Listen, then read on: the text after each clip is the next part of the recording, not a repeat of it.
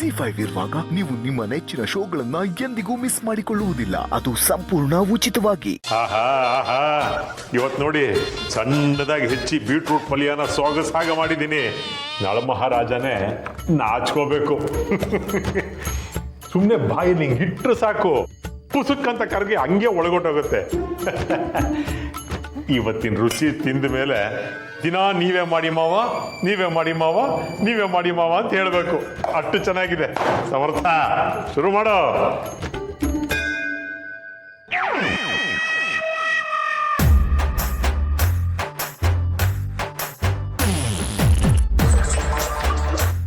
ಅಡಿಗೆ ಯಾಕೋ ಕಹಿಯಾಗಿದೆ ಅಲ್ವಾ? ಕಹಿನಾ?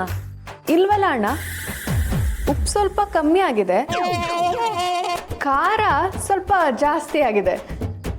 ಹೌದು ಸಮರ್, ಕಹಿ ಏನು ಇಲ್ವಲ್ಲ? ಹೌದಾ?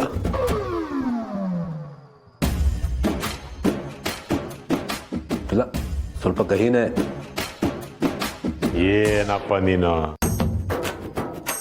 ಹಾಗಿಲ್ಕಾಯಿ ಹಾಕಿಲ್ಲ, ಬೇವಿನ ಸೊಪ್ಪಿನ ರಸ ಹಿಂಡಿಲ್ಲ ಅಂದಮೇಲೆ ಮಾಡಿರೋ ಅಡಿಗೆ ಕಹಿ ಹೇಗಾಗತ್ತೆ?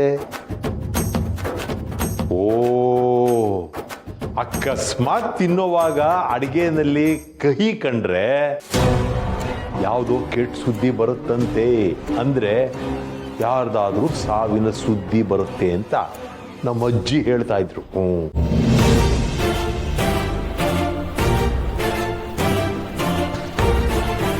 ಮಾವ, ಸ್ವಲ್ಪ ಸುಮ್ಮನಿರ್ತೀರಾ?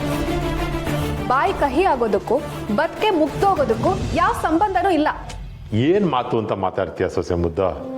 ಮನುಷ್ಯನ ಬದುಕು ನಡೀತಿರೋದೇ ನಂಬಿಕೆಗಳ ಮೇಲೆ. ಈಗ ನಾವು ತಿನ್ನೋ ಪದಾರ್ಥ ಬಾಯಲ್ಲಿ ಇಡ್ತಿದ್ದ ಹಾಗೆ ನಮಗೆ ಕಹಿ ಆಯ್ತು ಅಂತ ಅನ್ಕೊಳ್ಳಿ. ಆಗ ನಮಗೆ ಬಹಳ ಬೇಕಾದವರೊಬ್ರು ಶಿವನ ಪಾದ ಸೇರ್ಕೊಂಡ್ಬಿಟ್ಟಿದ್ದಾರೆ ಅಂತ ಅರ್ಥ.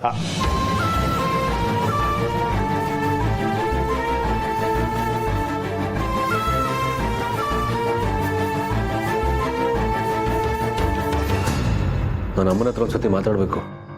ಸಮರ್, ಏನಿದೆಲ್ಲ? ಇಷ್ಟೊತ್ತಿನಲ್ಲಿ ಕಾಲ್ ಮಾಡಬೇಡ.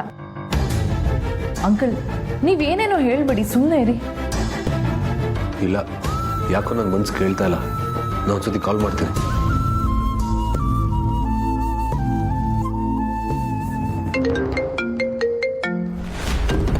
ರೀ, ಯಾರ್ದು ಫೋನು? ಸಮರ್ಥ್ ಕಾಲ್ ಮಾಡ್ತಿದ್ದಾನೆ. ಹೌದಾ? ಹಾಗಿದ್ರೆ ಅಮ್ಮ ಅಲ್ಲೇ ಇರ್ಬೇಕೇನೋ, ಅದನ್ನ ಹೇಳಕ್ಕೆ ಫೋನ್ ಮಾಡ್ತಿದ್ದಾರೆ. ಮಾತಾಡಿ. ಸರಿ. ಹಲೋ. ಸಾರಿ ಸರ್, ಇಷ್ಟೊತ್ತಿನಲ್ಲಿ ಕಾಲ್ ಮಾಡಿ ತೊಂದರೆ ಕೊಡ್ತಾ ಇದ್ದೀನಿ. ಅಮ್ಮನ ಫೋನು ಸ್ವಿಚ್ ಆಫ್ ಬರ್ತಿತ್ತು. ಅವ್ರ ಜೊತೆ ಸ್ವಲ್ಪ ಮಾತಾಡಬೇಕು. ಅವ್ರಿಗೆ ಫೋನ್ ಕೊಡ್ತೀರಾ? ಪೂರ್ಣಿ, ಸಮರ್ಥ್ ಫೋನ್ ಮಾಡಿದ್ದಾನೆ, ಅಮ್ಮನ ಜೊತೆ ಸ್ವಲ್ಪ ಮಾತಾಡಬೇಕಂತೆ. ಅಮ್ಮ ಎಲ್ಲಿದ್ದಾರೆ? ಅದು ಅಮ್ಮ ಸ್ವಲ್ಪ ಸುಸ್ತಂತಿದ್ರು, ಮಲಗಿರ್ಬೇಕು. ಎಬ್ಬಿಸ್ಲಾ? ಪರವಾಗಿಲ್ಲ, ಎಪ್ಸೋದೇನು ಬೇಡ. ನಾನು ಬೆಳಿಗ್ಗೆನೆ ಮಾತಾಡ್ತೀನಿ. ಹಾಗಾದ್ರೆ ಅಮ್ಮ ಅವ್ರ ಮನೆಯಲ್ಲೂ ಇಲ್ಲ?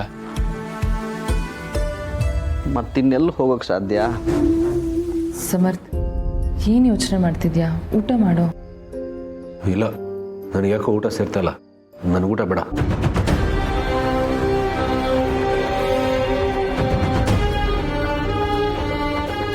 ರುಚಿ ರುಚಿಯಾಗಿ ಮಾಡಿರೋ ಅಡಿಗೆನ ಊಟ ಮಾಡೋಕ್ಕೂ ಯೋಗ ಇರಬೇಕು. ನೀವು ಮಾಡಿ.